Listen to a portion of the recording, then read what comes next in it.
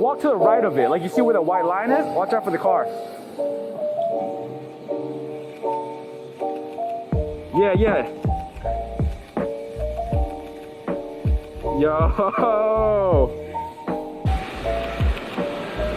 Bro.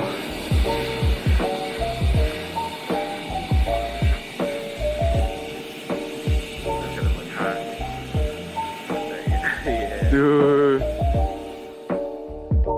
Happy 2022, everyone. To kick off the new year, I did a night street photography photo walk with my friend Darryl. Go check out his Instagram to see his shots from this photo walk and show some love. In this video, I'm using the Sony A7R IV with the Zeiss Batis 85.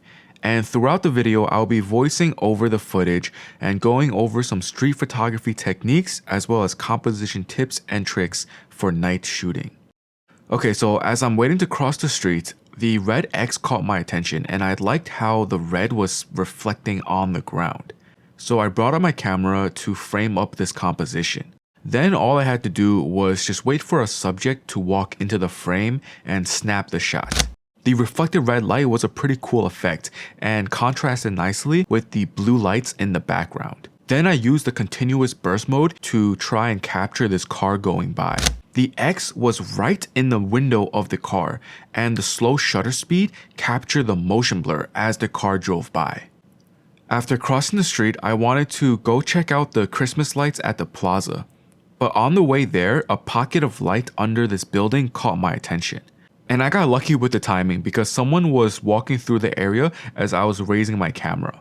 In this composition, I used the railing as a leading line into the image, and the building created a natural frame around the subject. Okay, so moving on to the plaza with the Christmas lights, I was really excited to see what I could capture here. As soon as I turned the corner, I saw this kid running across the plaza. This is one of those reasons why I always shoot in continuous mode, just to be able to capture spur of the moment shots like this. Then I saw this guy sitting by himself and I took this shot. Nothing particularly interesting, but I kept this nostalgic vibe going with a film-like edit. I wanted more environment in the scene, so I took a few steps back and took a horizontal shot. Now this one I like a lot more because the added context give this image a story. I saw Darryl in the zone, so I took a shot of him by the stairs. Then as I'm walking around the plaza, I noticed the food carts had really bright lights and thought that it could make for an interesting shot.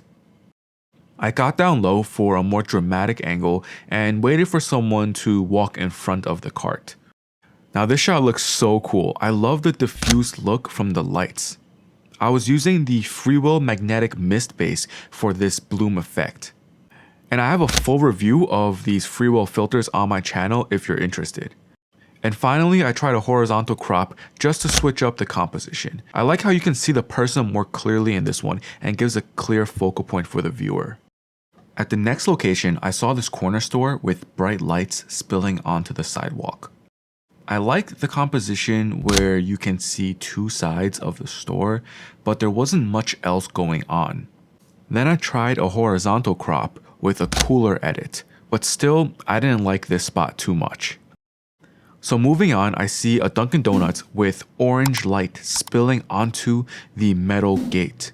In person, it doesn't look like much, but when exposed for the light, you can get a really dramatic looking shot. As I was adjusting my settings, someone walked into the light and I liked this frame the best. Nice moody shot with the silhouetted people and the texture on the metal grate adds some visual interest.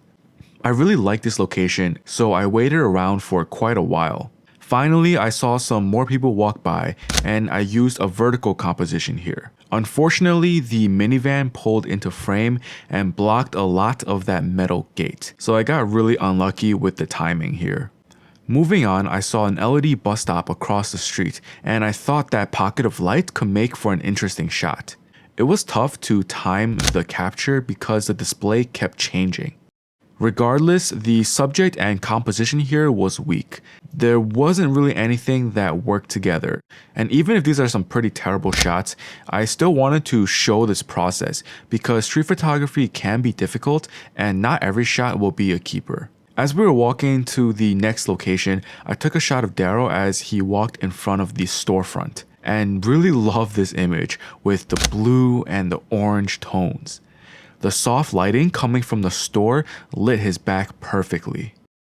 Then in the same area, I saw these two people lit by the scaffolding and captured this shot. Nice, warm, cinematic tones, and the bloom from the Freewell filter just ties everything together.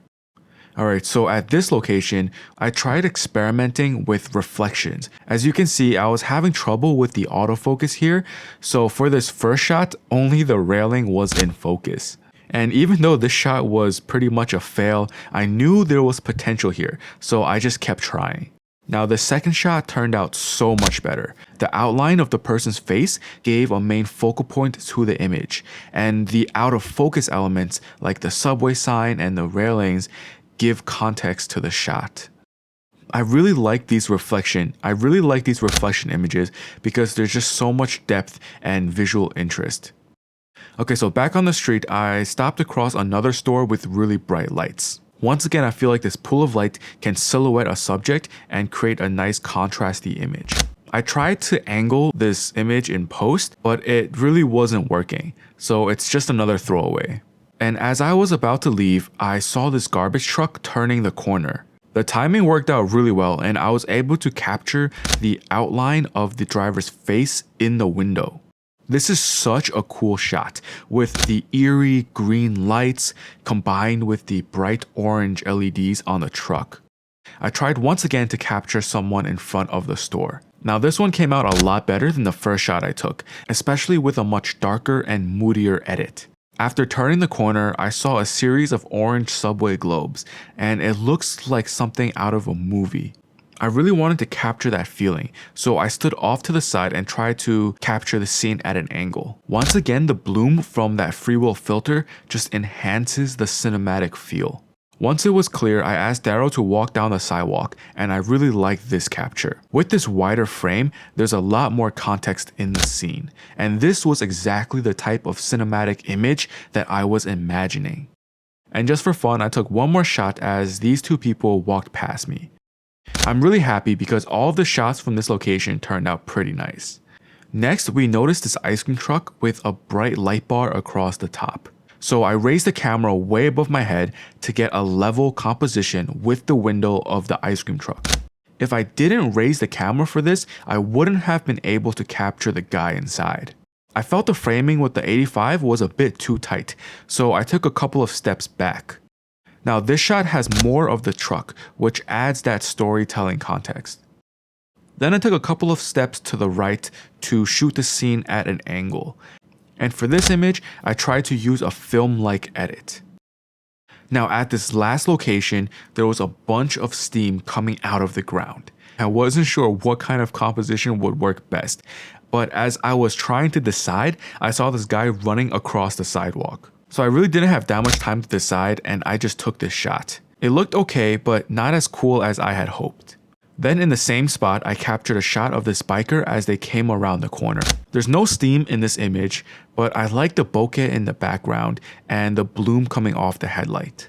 After crossing the street, I turned my focus on the more intense steam coming out of the ground.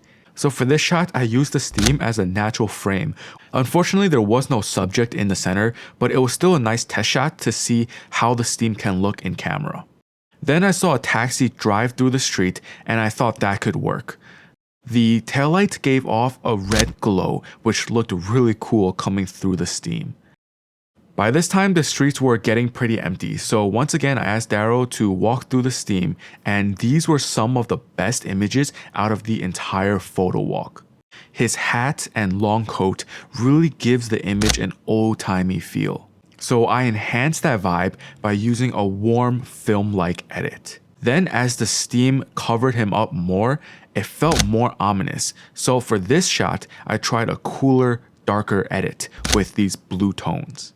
The editing is so important because you can separate these images with different feelings just by changing the color in the edit. Given all of the steam and the dark environment, I was really surprised that the A7R IV was able to use eye autofocus here. And lastly, this portrait shot was a great way to end this night photo walk. Alright, so let me know in the comments below which shot was your favorite. Night street photography is really fun, but it can also be challenging at times. The Zeiss Batis 85 performed really well, and I really do love that special rendering that this lens has. But in certain parts of the photo walk, I did wish to have a wider frame, so maybe a 50 would have worked better. But regardless, there were tons of keepers from this photo walk, and all of the final edited photos will be on my Instagram. And once again, happy 2022, and I wish you all a happy, healthy, and more creative new year. Thank you so much for watching, and I'll see you next time. Peace.